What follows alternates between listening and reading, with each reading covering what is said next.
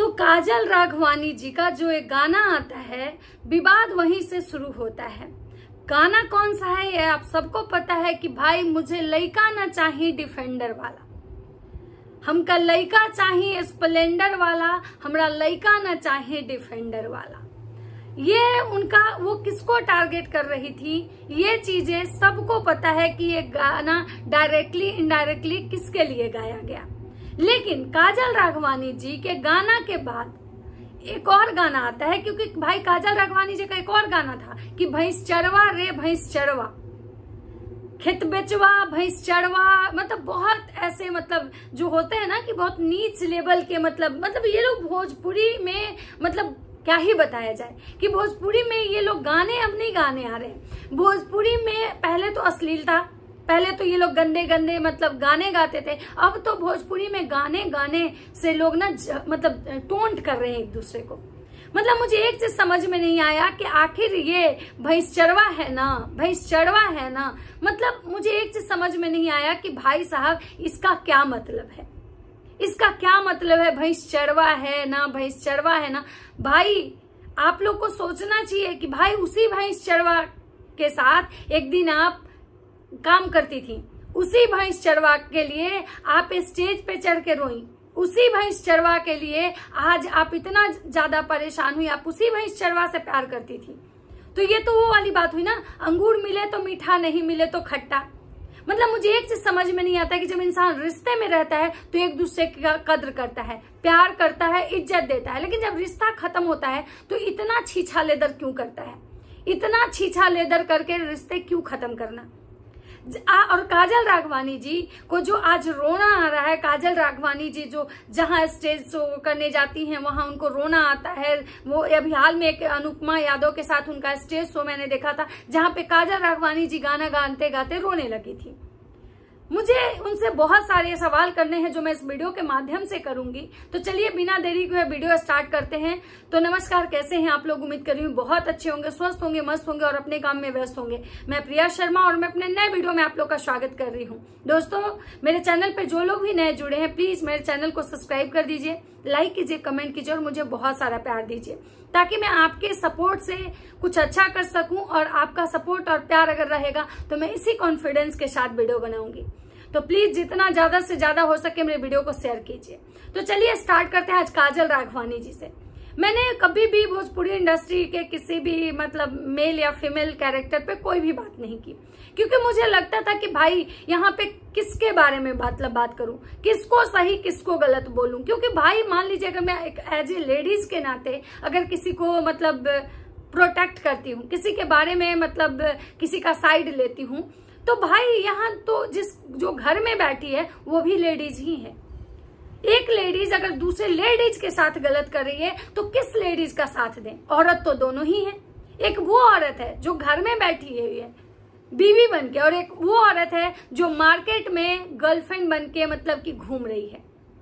तो मुझे इन औरतों से यही कहना है कि आज बहन जो तुम रोने आ रही हो, आज तुम जो ये कह रही हो कि हमारे साथ गलत हुआ, हमारे साथ ऐसे हुआ, हमारे साथ खेसारी जी वैसे किए, हमारे साथ खेसारी जी हमको धोखा दिए, हमको चीट किए, तो भाई कहावत है कि अगर बबूल रोपोगे तो आम नहीं फलेंगे, कर्मा बैक होता है।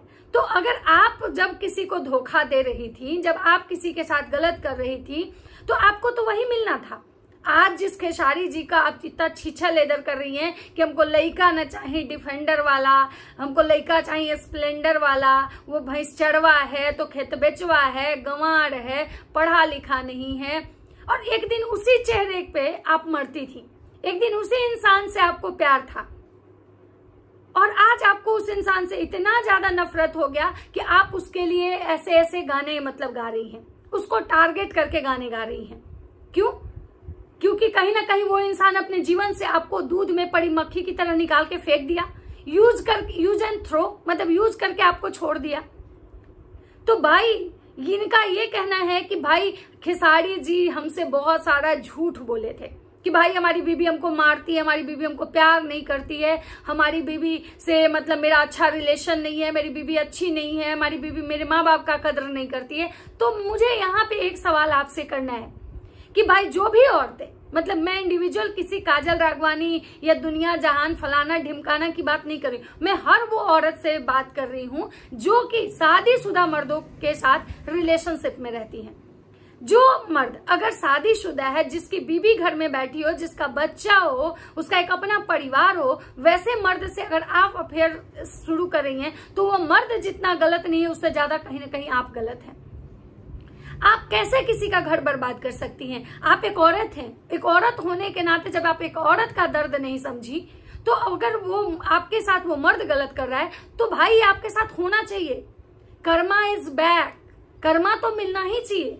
आप किसी औरत का जीवन बर्बाद करने पे तुली हुई हैं, आप किसी औरत से उसका पति छीन रही हैं, उसका बसा बसाया घर परिवार बर्बाद कर रही हैं, फिर आप कैसे आप उम्मीद करती हैं कि आपके साथ सब अच्छा हो? कैसे? मुझे जवाब दे कोई भी वो औरत जो शादीशुदा मर्दों को फंसाती है, शादीशुदा मर्दों को अपने जाल में फंसा के उनका घर बर्बाद कर देती है, उस औरत का जीवन बर्बाद कर देती है, जिसके जो 2 बच्चे हों, वो औरत न्याय के लिए अपने लिए न्याय कहां से मांग रही है? कहां से उसको न्याय मिलेगा? जब आप किसी के साथ न्याय करोगे तो ही आपको न्याय मिलेगा। जब आप किसी के साथ अच्छा करोगे तो ही आपके साथ अच्छा होगा। लेकिन इन टाइप की जो नेचर की जो भी औरतें हैं, मैं केवल एक काजल राघवानी को नहीं बोल रही हूँ, इस टाइप की नेचर की जो भी औरतें हैं वो तब तक चुप रहती हैं, तब तक एंजॉय करती हैं। उनको बहुत मजा आता है कि भाई हम दूसरे के मर्द को फंसा के उसको यूज कर रहे हैं, उसके पैसे को यूज कर रहे हैं, उससे अपना नेम फेम बना रहे हैं। तब तक उनको एक दिन भी दर्द नहीं होता है, तब तक उनको ये नहीं दर्द दिखता है कि मेरी वजह से किसी के घर में कोई औरत दुखी है, मेरी वजह से किसी औरत का लाइफ हेल हो रहा है।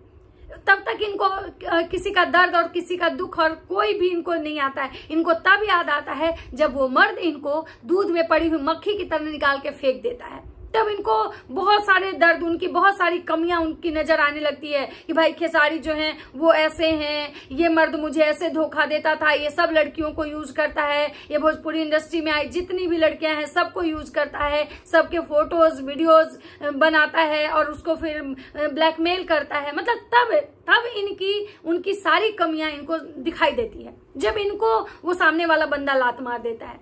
भाई जब तुम इतनी ही अच्छी थी, जब तुमको पता था कि ये इंसान इतना गलत है, फिर भी तुम इस इंसान के साथ रहने के लिए परेशान थी, फिर भी तुम इसी इंसान से शादी करना चाहती थी।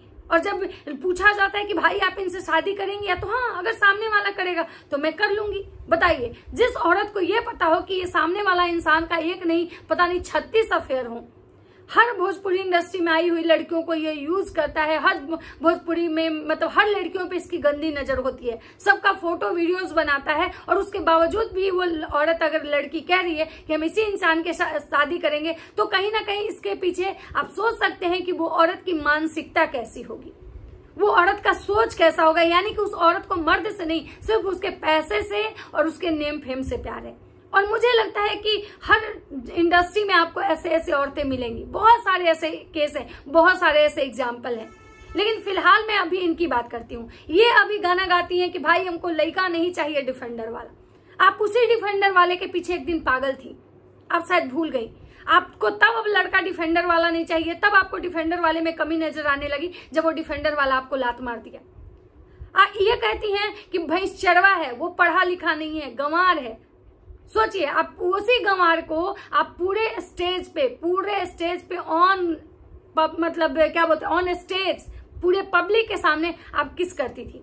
उसी भैंस चरवा को, उसी गंवार को अपने पल्लू से उसका पसीना पोंछती थी और कहती क्या है कि मुझे वो इंसान ऐसे करने पे मजबूर करता था, वो मुझे कहता था कि तुम ऐसे करो।